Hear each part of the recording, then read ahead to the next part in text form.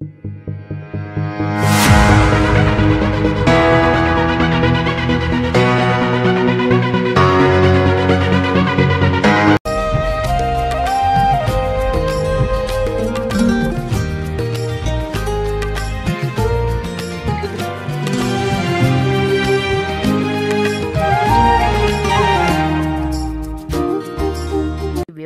మన శాస్త్ర పురాణాల్లో 8 రకాలుగా ఉన్నాయి.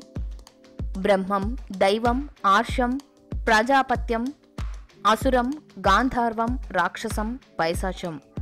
బ్రహ్మ వివాహం వేదం చదివి సదాచారం కలిగిన సచ్చీలవంతునికి వస్త్రభూషణాదుల చేత అలంకరించి పూజించి ఇచ్చే కన్యాదానాన్ని బ్రహ్మ వివాహం అంటారు.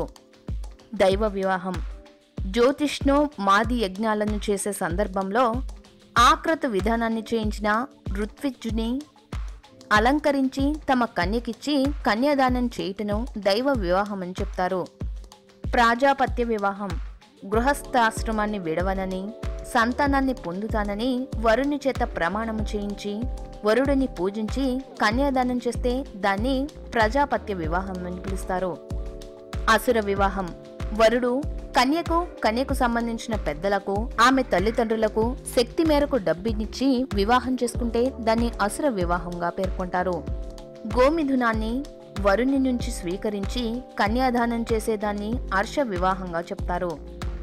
గాంధర్వ వివాహం వధూవరులు పరస్పరం ఇష్టపడి స్వయంగా పెద్దల ప్రమేయం లేకుండా వివాహం చేసుకుంటే దాన్ని గాంధర్వ వివాహంగా చెప్తారు. పైశాచ వివాహం నిద్రిస్తున్నా లేదా మత్తులో ఉన్న ఆత్మరక్షణ చేసుకోలేని స్త్రీని తల్లిదండ్రులకు గాని బంధువులకు గాని తెలియకుండా రహస్యంగా సంగమించుట ద్వారా వివాహమాడినట్లయితే దాన్ని పైశాచిక వివాహంగా పేర్కొంటారు.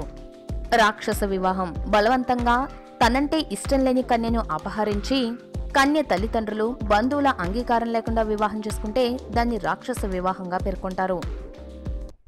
ఈ వీడియో గనుక మీకు నచ్చితే లైక్ చేయండి, మీ ఫ్రెండ్స్ కి షేర్ చేయండి. మరిన్ని ఇంట్రెస్టింగ్ అప్డేట్స్ కోసం మా ఛానల్ ని సబ్స్క్రైబ్ చేయడం మాత్రం మర్చిపోకండి.